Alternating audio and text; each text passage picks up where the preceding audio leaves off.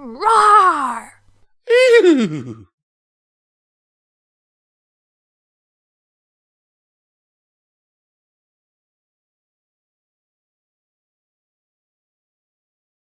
If You Can't Beat 'Em by Horizon. Join him for dinner. It was so unfair, Twilight thought as she rocked back and forth, dividing her attention between the sullen unicorn at her table and the one across the room. The scene in the Canterlot Cafe didn't need any help reaching peak awkwardness. Yet more and more of it kept getting dumped in her hooves, while tiny doe-eyed wives in Nideria were spending their fawnhoods entirely bereft of it. Why, the spare awkwardness in this room alone could provide thousands of them with the unforgettable experience of grinding their school play to a halt by tripping and falling off the stage. Slumber 101? I've read that, Moondancer muttered, and the others glanced back and forth, their forced smiles adding a few more kilo winces to the equestrian awkwardness trait deficit. Oh, Twilight chuckled, then stood up from her chair, staring across the cafe at awkward problem number 2. Girls, will you excuse me for one teeny tiny moment? Whatever, Moondancer grumbled, and Twilight was already in motion as the unicorn stepped her fork into a carrot. Twilight marched to the table at the far side of the room, then stomped her hoof down on Starlight Glimmer's menu, crumpling it to the table. Listen, She murmured, staring coldly into the ex-cult's leader's eyes. Don't think I didn't see you or that I don't know what's up. Your villainy is peerless. You will have your revenge, yada yada yada. But I am right in the middle of a major friendship problem right now, so you're just going to have to wait your damn turn. Starlight stared back innocently, then broke into a smile. Villain? Me? Twilight ground her teeth. Don't play dumb. We freed a town of ponies from your tyranny and you escaped with an unresolved plot arc. UT. Starlight held up a hoof, then pointed down at the floor under hoof where an adorable puppy was glancing up at them, flagrantly unkicked, then pointed to the table behind her, where 2 smiling parents were watching their tiny foal contentedly suck on a piece of sugar candy.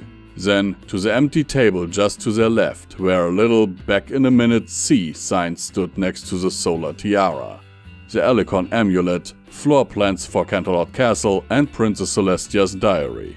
Starlight looked back at Twilight and smiled. I'm reformed now, and I'm just here for dinner. Twilight's mouth opened and closed. She stared at the table with the sign. Starlight cleared her throat, smiling a little wider. Twilight forced her gaze back at the ex-cult leader. Sorry, what? I said I'm reformed. Really? So just pretend I'm not here and have a wonderful time. Starlight's smile somehow grew, making her resemble nothing so much as a land shark with a toilet paper tube taped to its forehead.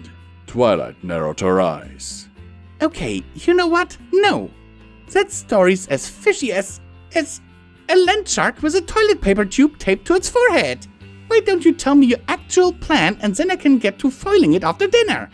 Oh, I couldn't possibly, Starlight said. Dr. Horrible said that would be a sign of relapse.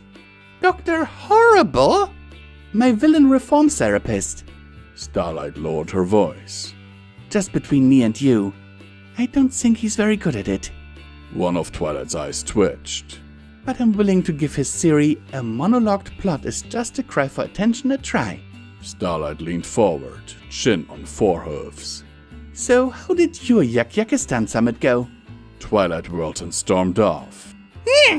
Starlight calmly watched Twilight retreat, then picked her menu back up and ominously resumed scanning through the list of appetizers. She said.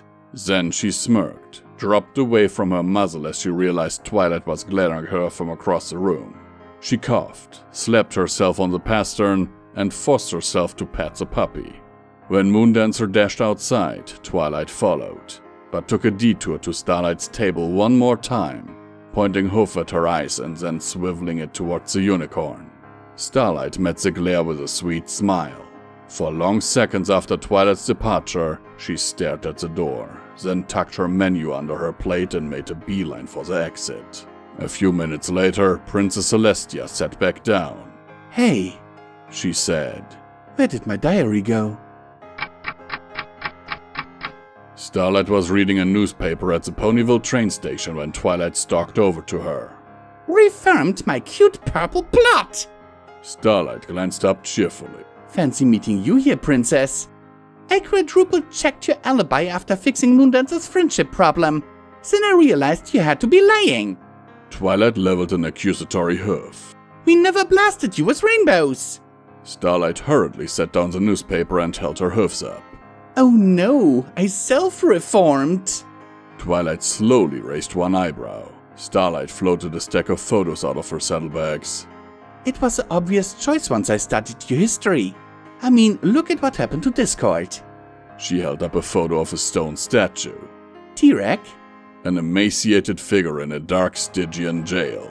Sombra. An irregular smudge on a snowfield. Seriously, the more I researched, the more impressed I got.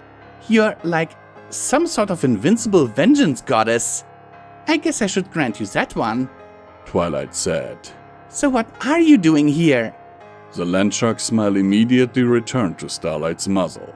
Oh, She said. I'm just catching a train. Twilight frowned. Oh, I'm just working on my tan. Twilight glanced around the empty skies at the edge of Cloudsdale and frowned a little harder. Oh, I'm just collecting field data for my master's in applied monsterology. Twilight glanced around the deepest, darkest Everfree and frowned extra hard. Watashi wa Nihongo o benkyou shiteru. Twilight glanced around the Imperial Dragon Palace and frowned with a force of 1,000,000 normal frowns. Oh, I just got lost after that left turn at Albuquerque. Twilight glanced around the submarine deep in the Mararina Trench and frowned times infinity. Oh, I just thought I'd... Twilight's frown divided by 0 and boiled over into rage. That's it! She screamed, voice echoing through the inexplicably sick atmosphere of crater-pitted wasteland of Saturn's 16th largest moon. Her horn flared with the light of an enthusiastic supernova, tearing a hole in the fabric of space-time. Starlight's smile vanished. Wait, not a villain! Twilight grabbed her, magic field clamping down on her muzzle. Save it! I figured out your plan! She leaned in, finally allowing herself a smirk of her own. You realized you didn't have a chance of facing me directly, so you devised a plan to annoy me to death! Starlight's eyes widened. She shouted as she was cast out of reality. Twilight let out a long breath, then sealed up the hole. Good riddance! The blissful silence was shattered moments later as Celestia walked by, sipping from a juice box. Oh, hello, Twilight. She said. Fancy meeting you here. Twilight jumped. Celestia? What are you doing here?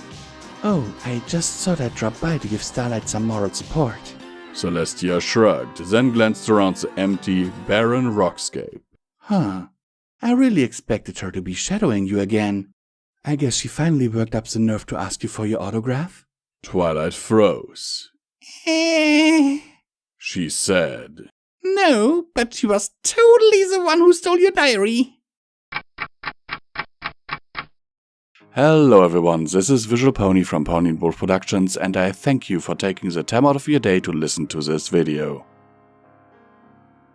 At this point, I want to thank all of our amazing patrons on Patreon for supporting this channel with their monthly donations and keeping the lights on around here. Now, more than ever, it is important that you support your favorite content creators, because due to YouTube's new content policy changes, we, along with other content creators, had to demonetize a lot of our most profitable videos. For us, those are the Fallout Equestria stories. As you can see on the graph on screen right now, our earnings per video used to be relatively okay. Even though the earnings were never enough for a viable career, it was enough for a good, decent side income. Now we are struggling to pay our bills. If you want to support us for as little as $1 a month, You can do so by clicking on our Patreon link down in the description below, and you can get wonderful perks like, for example, early access to all of our stuff. Sometimes things like this are recorded months in advance. Voice acting lessons from me or Midnight if you really want to. And you can join our Patreon Discord server. Even though it may look like there's not much going on in there, I am actually checking it on the daily. Thank you for listening to this message, and I wish you a wonderful, wonderful day.